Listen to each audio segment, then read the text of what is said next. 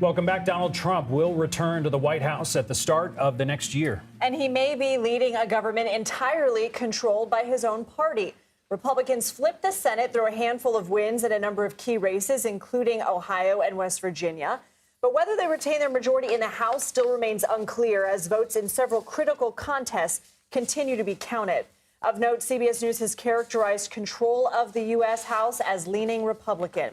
CBS News politics reporter Hunter Woodall joins us now. Hunter, good to see you. So at this point, are they likely to retain control of the House?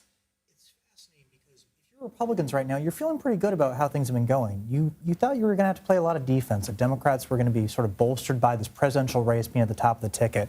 That hasn't been the case. Look at these battlegrounds, but especially look at what's happening in California. That's where Democrats are really hoping they can make up some ground here.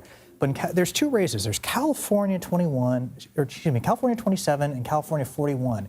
These two races are Republican seats that Democrats thought they could win. Right now, with a lot of the votes still out there, it isn't looking great for them. In the Senate, Hunter, Republicans largely expected to flip the Senate, which they, of course, did. Why? And were there any specific races that were surprising and of note to you?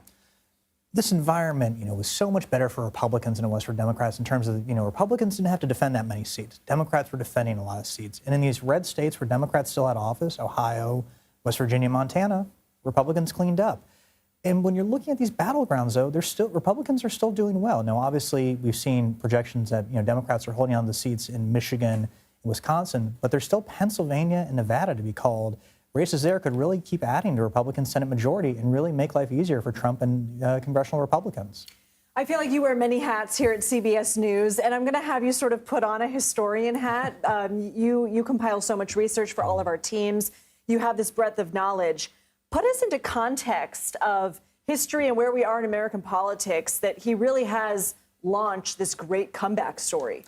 I mean, there's really nothing quite like it, because I've noted before, and I appreciate the compliment about the research, but, the only time Republicans ever nominated somebody 3 times was Richard Nixon. Now Trump was nominated 3 consecutive times, breaking tradition in a major way.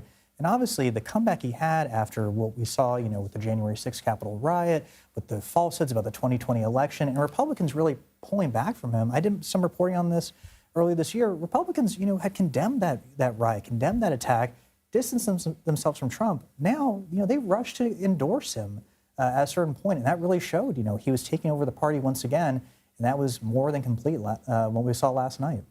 Hunter Woodall, thank you not just for joining us, but for the encyclopedia brain that you provide everyone at CBS News every day. Thank you.